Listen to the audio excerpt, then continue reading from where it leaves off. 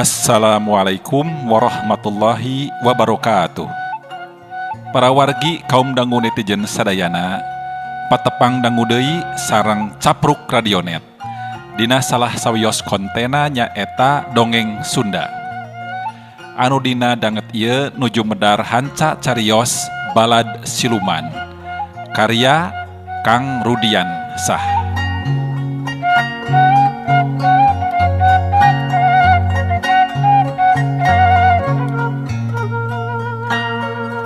Mugi-mugi para wargi kaum dangu netizen sadayana sapapaosna aya dina kasehatan, aya dina kawilujengan, oge saum Ramadan urang anu nincak kana 10 dinten panungtungan langkung mundal sareng ditampi ku Allah Subhanahu wa taala.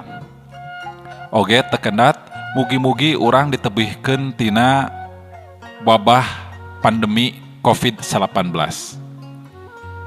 Para wargi kaum dangu netizen sadayana, simkuring ngaturkeun nuhun anu saageng-ageungna kana pangrojong para wargi kaum dangu sadayana ka ieu kanal Capruk Radionet. Anu danget ieu parantos gaduh subscriber dugi ka 1000 subscriber. Mugi-mugi kapayuna teras nambihan supados janten pangrojong kana ikhtiar ngamumule budaya utamina budaya Sunda.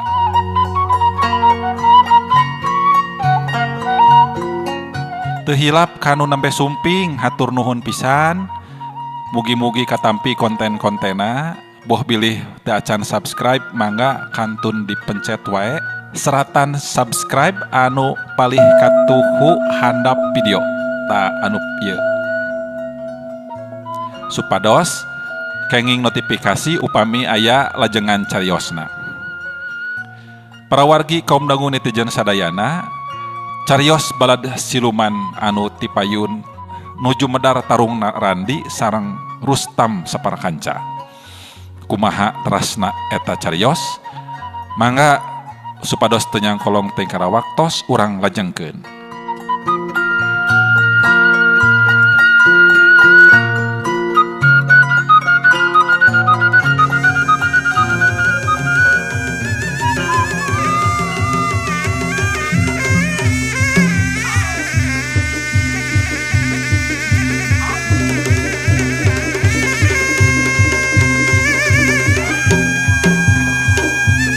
Randi harita langsung nyebrut narajang ka eta dua musuhna. Turu anu leuwih ti heula ditarajang teh nyaeta dudung pisan anu geus ngamimitian manjur-manjurkeun minyak tanah kana biwir warungna Randi. Ngan orokaya gerakan Randi teh harita henteu bisa laju kanu dipimaksud. Lantaran harita digigireun katuhuna Randi geus ngagurilap deui bae celuritna Rustam. Arek ngababad kana cangkengna Randi. Hiuk! Aleuh! Randi ngaranjuk kaget. Manehna kapaksa ngabedokeun deui niatna harita teh. Gancang mundur sababaraha lengkah ka tukang. Sabab Rustam terus-terusan ngarangseg deui ku panarajangna anu kawilang ngabahayakeun eta panarajang teh. Sadangkeun harita dudung anu keur migawe parentahna ti Rustam geus rengse dipigawe ku manehna. Seuneu mimiti ngabebela ngalentap kana sabagean warungna Randi. Saenggeus rengse mah parentahna Rustam teh dilaksanakeun ku manehna, dudung nyelang heula dirina ditenan ka handap amparan sawah. Pikeun nyalukan adina dadang anu tetela eueuh bungkeleuk-bungkeleukna acan. Kemana cenah si dadang teh nya? Nyahariwangkeun lanceuk taeun teh. Aya kieu mah aing kudu leuwih ti heula neangan adi aing bisi kumaha onam. Daripada kudu ngabantu si Rustam mah. Mending keneh teangan heula we adi aing. Keun lah mangsa bodoh tah teuing si Rustam mah kumaha karepna. Sabab parentahna anu pertama geus dilaksanakeun ku aing tabieu. Ceuk dudung anu harita ngagerentes ngomong sorangan dina jero hatena. Kituna teh bari mencerong sakedeung kanu keur tarung. Dudung! Kemana maneh? Woi! Rustam nyelang ngagorowo ka dudung anu jolumpat mangpret harita teh ninggalkeun pakalanganana. Ku Randi bisa katitenan kalawan jelas nalika anu keur ngabebat babitkeun celuritna ka manehna teh jol ngajorobok tarik. Bari samar-samar Randi oge asa apal kana eta sora teh. Ngan pedah Randi henteu loba carita nya ge bener dina panasaran.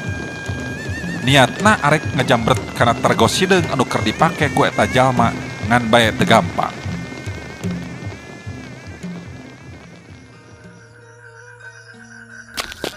Urang tunda heula kaayaan Randi, kacaturkeun ayeuna dudung. Waktu dirina digorowok-gorowok ku Rustam teh, hare-hare we teu ngadenge. Malah manehna terus wae meletang lumpat tarik, mapai jalan gede teu malire kana kaayaan. Sakapeung lempang ngagedig bangun rusuh. Panon culang cileung katebeheun sawah, lamun kaperengan teu kahalangan ku bangunan mah. Terus laju motong jalan anu brasna ka pasawahan. Manehna teu wanieun dilila mapai ka jalan pilemburan sabab bisi pasangrok jeung warga ronda. Dadang. Aduh. Di mana ari maneh teh atuh Dadang? Hate Dudung terus tagiwur sabab leungiteun tapak anu jadi adi.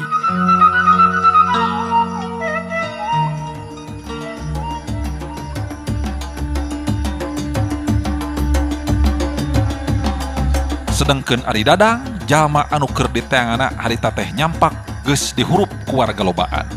Sabab Dadang nalika 3 brus ka sawah teh manehna ngadon terus ngaperuk ka kebon jagong anu brasna ka jalan gede. Manehna naek mapai galangan sawah gok ka garduh ronda. Dadang teu nyangka. Bangsat! Bangsat! Bangsat! Bangsat! Warga anu kaparengan keur tugas ronda oge jadi caruringhak. Barang nempo aya jalma make tergos hideung ku lamprang kalebah dinya bari nyurigakeun. Warga anu caricing di imah khususna lalaki jadi paciweuh. Waktu ngadenge warga ronda nyebutkeun aya bangsat teh. Antukna ngandrul wae jalma loba aya kana welasanana rabul daratang ka garduh ronda. Bari marawa panenggelna sewang-sewangan. Milu ngaruruk ka Dadang anu leuwih teu heula geus diraponan ku 7 urang warga anu tadi aya di eta garduh ronda.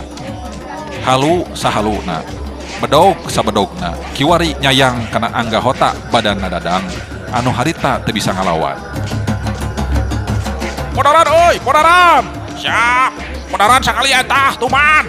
Montong dibere deui ampun, tong dibere deui hirup. Nyaho keur usum pes bebek ieu hayang we ngagarong sia mah. Ceuk warga beri bukbek ndeunggelan badanna Dadang ku pakarangna masing-masing. Ampun. Aduh. Alah. Iya, ampun. Ampun. Ampun. Aduh, ampun. Aduh. Tong dipayan. Kuring mah lain bangsat. Aduh, lain bangsat. Aduh. Harita Dadang dina sora anu bari nahan kanyeri, puguh dirempuk ku lobaan, sarta dibongohan heula ti samemehna. Manehna terus ampun-ampunan menta tulung. Hayang dibebaskeun tina eta kepungan. Awakna harita geus mimiti paloboran ku getih. Allah, mana teuing aya bangsat sok ngaku. Datara atuh. Sok ah, modaran langsung euy. Meh teu ngaresahkeun wae ka warga tah mangkluk teh. Modaran. Warga lembur harita meh kabeh taya anu teu nafsu. Maranehna hayang puas nindak ka Dadang. Anu diaranggapna Dadang teh nyawe bangsat. Sumpah, demi Allah, kuring lain bangsat. Tapi kuring mah preman bayaran. Ceuk Dadang bari jeung nutupan sirah kudua leungeunna harita. Sedengkeun ari awakna mah tembong harita teh ngadon terus ngarengkol dina luhureun taneuh geus taya deui tangan pangawasa. Lantaran awakna karasa nyareri balas digebugan keluarga. Tatu anu timbul geus loba teuing ngaluarkeun getih. Ah, preman bayaran. Aduh, mau ieu mah preman bayaran. Podaran euy, podaran. Ceuk warga ariweuh. Tapi dina kaayaan keur kitu, ditukangkeun warga jol kadenge harita aya sora lalaki kolot anu ngomong ditujukeun ka sakumna warga ku sorana anu rada bedas. Ae. Kelana Nur. Ari teu teh sok hayang wae main hakim sorangan ieu mah. Aya naon ieu teh? Saha eta? Heup. Saha ieu? Cek eta sora lalaki kolot anu tembong merunyung datang ke lebah dinya. Eta lalaki kolot teh tayalian tipu puhu eta lembur anu katalahna Kidamiri. Kidamiri, mohon iya ki, iya bangsa tuh. Meh barang harita warga pating nalieu ka tukang, sawareh ngarereunkeun tindakanana. Cikan, mana ayeuna jalmana? Keun, bagian kula ayeuna mah nguruskeun ieu masalah teh. Jeung cik atuh euy, urang teh kudu wijaksana. Ulah hayang wae main hakim sorangan.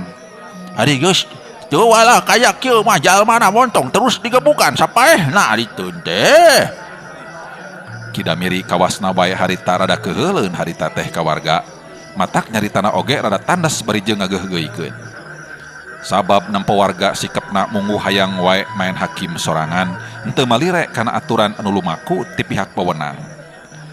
Kabeh warga ngan ukur mangut harita teh taya anu wanieun deui ngomong mangsa Kidamiri nembongkeun sikep.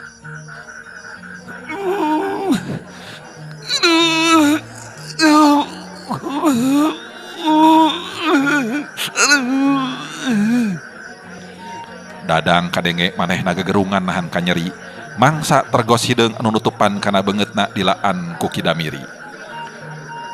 Kidamiri terus tapak deku gigireun Dadang bari pok tumanya. Cik, saha atuh ieu teh anu sabenerna? Nah salila ieu teh ujang. Daya pakasaban leuy anu halal. Salain ti maling teh, Jang. Pokna Kidamiri tumanyana kalawan wijaksana. Ari Dadang gancang harita manehna nembalan dina sora anu halon.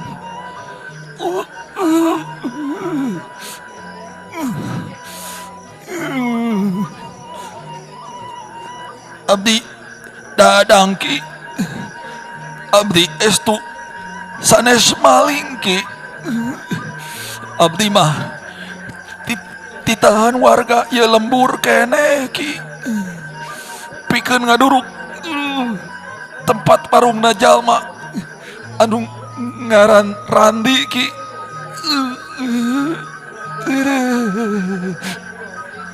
Jawab Dadang.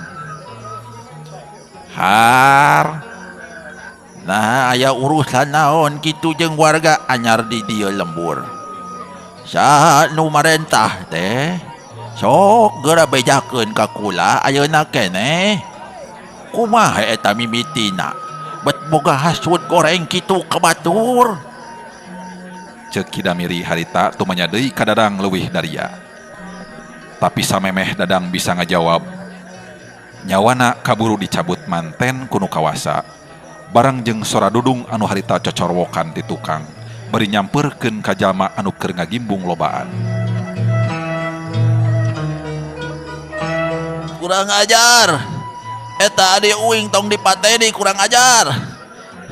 Dadang. Ieu dewek Dadang. Bari ngelengis dudung tuluy ngarangkulan layon Dadang sumegruk ceurik. Da puguh memang sanajan manehna teh preman kasar, tapi manehna oge anger we gede keneh rasa kanyaah namah kanu jadi dulur. Komo deui ieu sasatna Dadang, adi dulur sakembaranana anu memang layeut sapagawe jeung manehna. Ngajadikeun dudung oge tuluy ngaguk-guk ceurik bari jeung ngarangkulan layon anu jadi adi. Sabab dewasa nempo adi kudu palastra.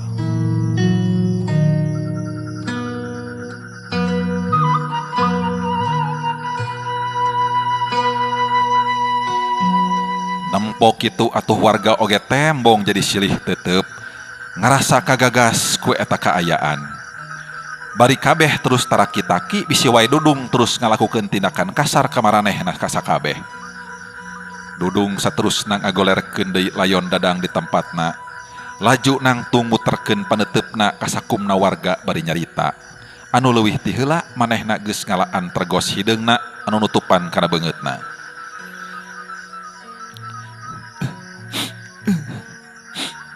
Ka sakumna warga di ieu lembur. Kuring pribadi menta hampura ka aranjeun sakabeh. Sabab ku kaayaan ieu aranjeun sakabeh jadi ngarasa teu tenang kaganggu ku ieu kaayaan. Tapi sakali deui sing yakin tur percaya ka diri kuring jeung adi kuring anu kiwari geus jadi layon. Yen kuring duaan lain maling, lain bangsat. Tapi kuring duaan teh sasatna mah jalma titahan warga di lembur ieu keneh. Nu ngaran Rustam katubet Lasmini kiwari rek deleka ka jalma anu ngaran Randi. Tah gitu. Jadi ku ayana ieu hal kuring kacida miharepna ka aranjeun sakabeh. Hampura kuring, bebaskeun kuring, tong dihukum. Pokna Dudung dari nakar nyaritana teh menta hampura jeung nerangkeun diri anu sabenerna ka warga sarta menta kawijaksanaan ti balarea. Ari warga harita tembong kabeh ngadon terus jarempe bari silih teuteup marangan kana lajuna obrolan Kidamiri jeung Dudung mangsa harita. Nya syukur atuh ari Ujang ayeuna geus sadar mah. Jeung Ujang teh lanceukna Jang Dadang meureus nya. Rupana bet sarimbang, kembar boa. Walon Kidamiri sopan. Mohon pisan Ki. Kuring duaan memang adi lanceuk sakembaran. Malah layut pisan babarengan sapagawe. Ari kitu kumaha kitu Ki? Aki jeung sapangasi lembur nah moal ngahampura kitu ka diri kuring. Henteu kitu Jang. Yeuh, kula jeung warga sakabeh tang tu bakal ngahampura ka diri Ujang. Leuwih nakti kitu kula ge puguh henteu kaget waktu ngadenge Rustam jeung Lasmini boga tekan goreng ka warga anyar anu nalah Randi. Ye kula percaya kana katerangan ti Ujang bieu. Malah angguran mah ye kula sakabeh anu kudu dihampura ku diri Ujang. Dumeh kabeh warga geus wani mateni adi Ujang. Kitu Jang. Katur nuhun pisan atuh Aki. Upami Aki ayeuna saja ngahampura wah ka diri kuring. Sawab eta pisan anu dipiharep ku diri kuring. Kan tenan komo bari kuring dibebaskeun mah taya aparat kapolisian ngahukuman ka diri kuring. Kalintang bingahna Ki. Ngeunaan warga mateni adik kuring keun bae Ki. Moal jadi masalah. Caritaan Dudung mungguh leuleuy nyaritana. Estu dirina henteu nembongkeun adat-adatanana anu goreng kasebutna. Kidamiri sabaraha kali manggut laju ngawalon. Jang tu kukula Ujang baris dibebaskeun. Moal kudu aya aparat kapolisian sagala rupa datang ka dieu ngahukuman diri Ujang. Ya paling-paling ku ayana kapolisian ka dieu teh nyaeta pikeun ngahukuman Rustam katut Lasmini anu boga pokal jeung rencana goreng ka Randi. Ayeuna majuk geura miang angguran mah tinggalkeun ieu tempat. Bari bawa yeuh layon adi Ujang ka lembur. Pikeun terus dipulasara sakumaha mistina. Ngan poma Ujang ti waktu ayeuna kudu daek babalik pikir. Ulah daek dititah ku batur anu boga niat daleka ka sasama. Dina harti Ujang kudu bener-bener tobat nya ngeureunnan milampah goreng. Kitu tah Jang. Ceuk Kidamiri terus pepeujeuh ka Dudung sangkan Dudung daek tobat ngeureunnan kana milampah jahat. Mun Aki pepeujeuh ti Aki Destokeun pisan ku abdi. Permios aki abdi pamit. Tembal Dudung bari langsung pamitan. Nya juk jang juk. Cek Kidamiri. Layon Dadang terus dipangku kumanehna, arek dibawa ninggalkeun eta patempatan. Geus kitu mah Dudung terus ngaleos indit harita teh ninggalkeun eta patempatan, bari mawa Layon Dadang ka lemburna pikeun tuluy di Pulasara. Sedengkeun warga mah terus arindit ka tempat kejadian di mana Randi masih keneh keur tarung jeung Rustam.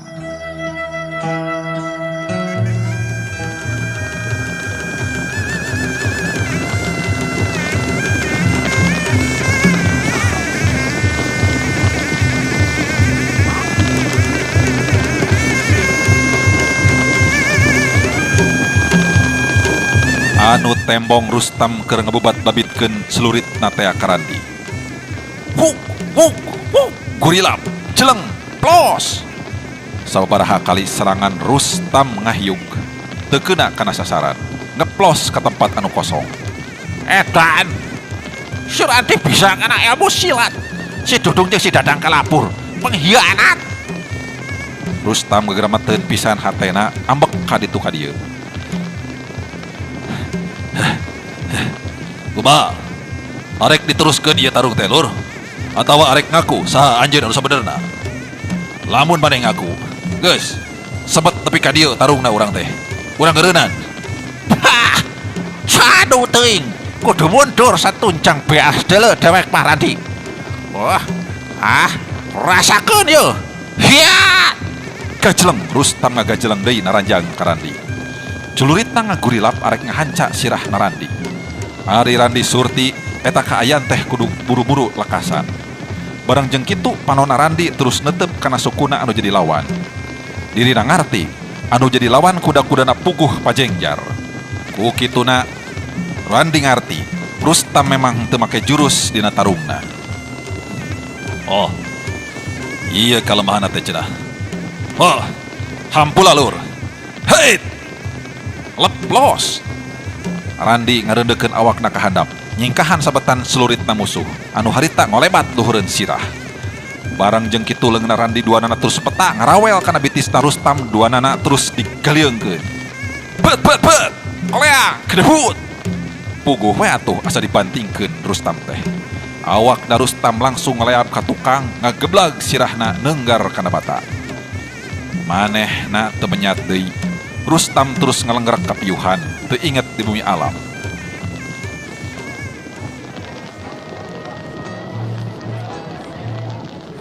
Warga anu geus ngagimbung harita tembong daratang kapalebah dinya nyaksian kana eta kejadian. Tapi teu bisa majar kumaha, pengurus oge teu bisa nyalahkeun ka Randi nalika Kidamiri mariksa kaayaan eta laki anu sing horeng Rustam geus eueuh napasan. Bari muka taregosna, Kidamiri nyarita. Keun bae Jang Randi jeung kudu salempang. Rustam ayeuna ajal. Bongan manehna bet jahat. Baca warung Jang Randi tepi kabeak diduruk. Cek Kidamiri bari ngabeberah hatena Randi anu keur tagiwur. Sabab reuwas Rustam tetela geus binasa. Nuhun pisan Aki. Kitu pisan. Nanging tetep we abdi teh ngarasa dosa ieu teh. Margi ngabela diri tapi lawan tepi ka binasa. Aduh. Nyakeun wae Jang Randi. Allah mah maha uninga. Hayu warga. Eta layon Rustam urang bawa ka imahna. Urang sogrokeun ka pamajikanana anu sarua dalekana. Kidamiri marentah ka warga eta lembur, sangkan mawa layon Rustam ka imahna. Kabeh henteu baha. Jeung teu kacaturkeun deui kumaha di jalana, kabeh tarpi kanu dituju. Hanjakal Lasmini geus eueuh di tempatna. Di barung jeung hanjelu warga kapaksa daek teu daek kudu mulasara layonna Rustam tepi ka rengse.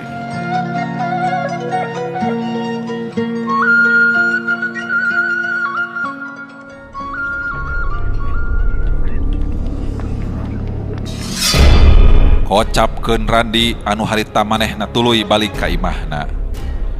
Pelutrak panto imah dibuka ku Randi, laju muru ka jero imah.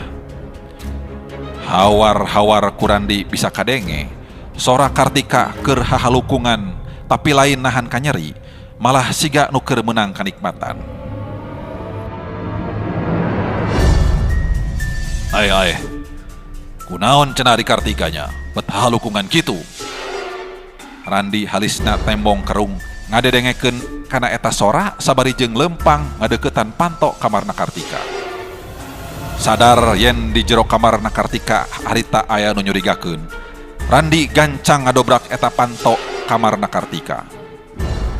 Brak, gajleng! Randi langsung asup ka jero kamarna Kartika satengah ngagajleng. Barangsuk Randi kacida kageteunana harita teh. Waktu aya di jero kamar tetela, Kartika awakna nyampak keur dibuligir tanpa benang salambar, bari digulang gaper ku hiji lalaki anu rupana persis dirina. Kartika rada ngajerit kaget waktu panto kamarna aya nu ngadobrak ti luar bari tembong hareupeunana kiwari aya dua jirim jalma kembar teu dipicieun sasieur nyaeta dina rupa Randi. Saurang mah puguh jelas henteu make baju, sabab tadina oge eta jalma anu rupa Randi teh keur paduduaan jeung Kartika di jero kamar. Saha atuh eta Randi palsu teh?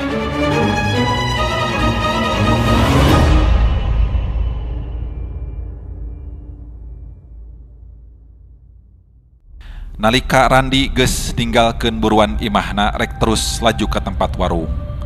Harita teh belegedeg, jirim jin batara kala salin jinis mindah rupa jadi rupa Randi mamalihan. Estu persis teu dipicieun sasieur, boh tina pakeanana, boh tina rigigna, sorana oge malah sarua harita teh taya anu beda. Manehna joal ngajantang di jero imahna Randi di balik panto, laju lempang ka jero kamar Kartika, tur teu asa-asa deui ngan gabruk weh Randi mamalihan teh ngarangkul kana awakna Kartika bari ngomong. Kartika, Akang Sono Kartika. Ya Akang Kartika, ya Akang. Napas Randi mamalihan kot karenghos ngahebos kana beungeutna Kartika. Sedengkeun harita Kartika anu karak pisan sare rada tibra joal ngorejat bari ngahanju sabab eungap ditindihan ku Randi mamalihan teu sidikna digalentoran. Akang teh sanes ka warung, tapi ayeuna geuning. Kartika teu bisa labas nyaritana, sabab bibirna kaburu diantelan curug ku Randi. Ulah kaget atuh Kartika. Akang apan teu lila ka warungna ge. Temba Randi mamalihan kalawan beuki pageuh we rangkulana teh. Ari Kartika puguh memang henteu nyahoan manehna mah yen eta teh Randi mamalihan anu kiwari arek ngarungrum ka dirina. Mata Kartika henteu ieuh baha jeung nolak pikeun ngabales kana rangkulan-rangkulan Randi mamalihan harita. Akhirna jajab kasuka antara Kartika jeung Randi mamalihan teu bisa dipondah deui, lumangsung di eta jero kamar. Kartika bener-bener lebeng jeung luput teu sadar kana kaayaan yen dirina geus katipu atah-atah ku jin batara kala anu harita ngareka perdaya ka dirina.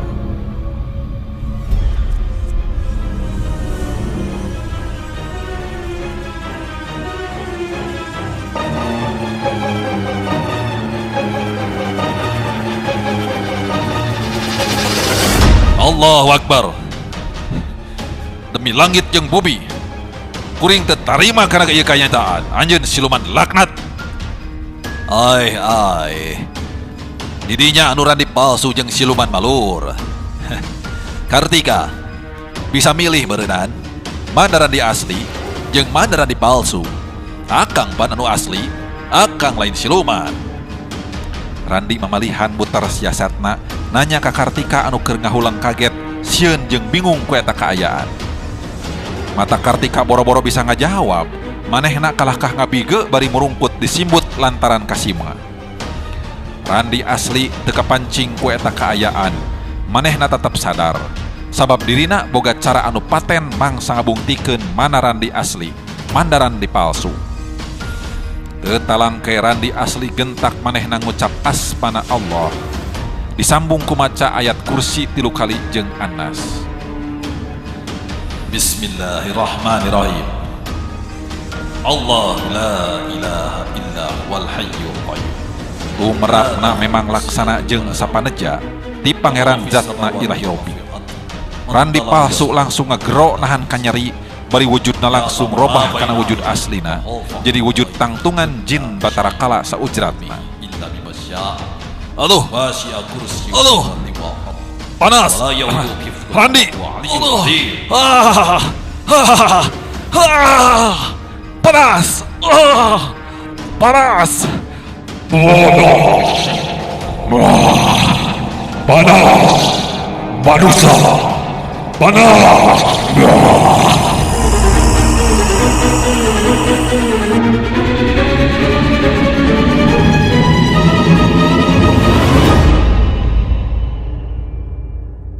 Nempok itu atuh Kartika jadi sadar, dirina memang geus kareka perdaya ku makhluk gaib anu nyaruaan Randi salakina.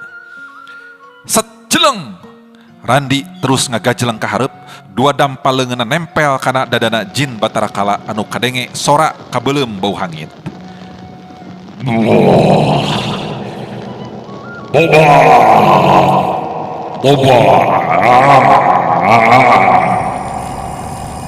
Jin Batara Kala tuluy ngagero bari jirimna terus ngiles. Mulang deui ka nagarana, cacap tepi kadinya waktuna jin Batara Kala aya di alam dunia.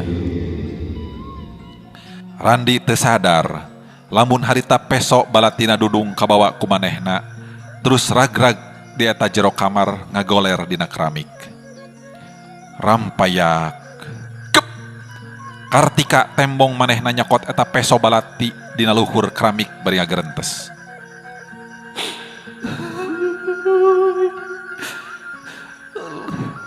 Leuwih hade.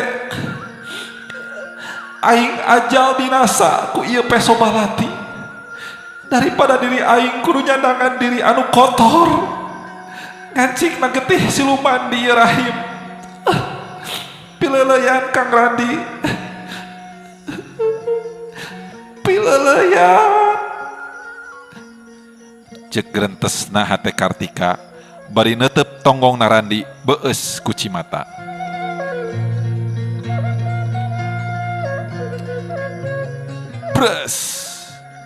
Peso balati ambles tinggal gagang nawungkul anu katembong napal dina beteungna Kartika. Ngahaja ditubleskeun ku Kartika sorangan. Getih langsung ngaburia loba pisan tina beteungna Kartika. Tina bahamna oge sarua loba kaluar getih. Getih hideung semu kental muncrat maseuhan kana gado jeung dadana anu buligir. Mama!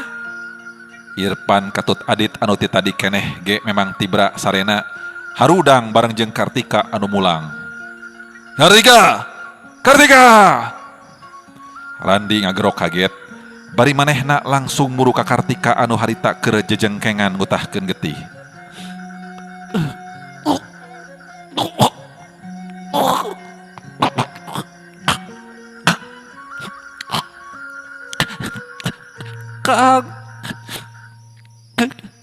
Kang Randi, mi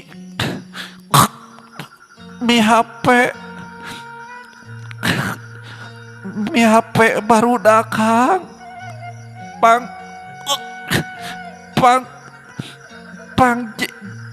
Pang jagakeun.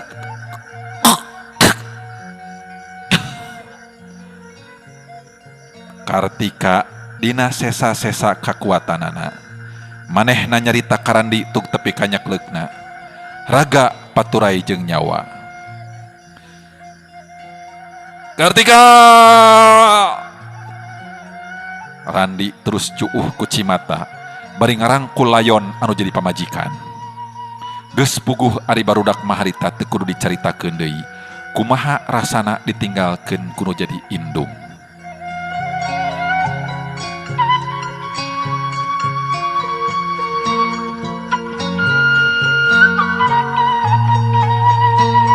Ayeuna urang kocapkeun di tempat sejen. Halimah manehna teu sare parat tepi kajana dileutik. Manehna geus ganti baju jeung salin diwadahan kana kaneron. Sukmara anu keur sare tibra harita terus diais ku Halimah ku samping kebat. Maksudna arek dibawa indit ninggalkeun eta patempatan. Tetela geus satengah 2 Janari geuningan diri aing nganti-nganti Kang Batara Kala mulang deui ka ieu imah. Tapi Kang Batara Kala ayeuna taya deui moal datang. Siga nama Kang Batara Kala teh nya manehna kasoran ku si Randi. Lamun nya teh kitu leuwih hade aing ayeuna keneh lunta ninggalkeun ieu tempat. Teu kudu nungguan deui waktu dina poe isu. Sabab diri aing geus teu sabar.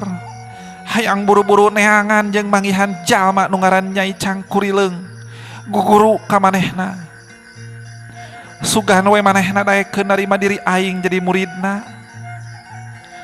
Aing rek guguru ka manehna. Aing hayang jadi jalma sakti. Aing hayang jadi malespati ka si Randi anu geus ngancurkeun kahirupan aing.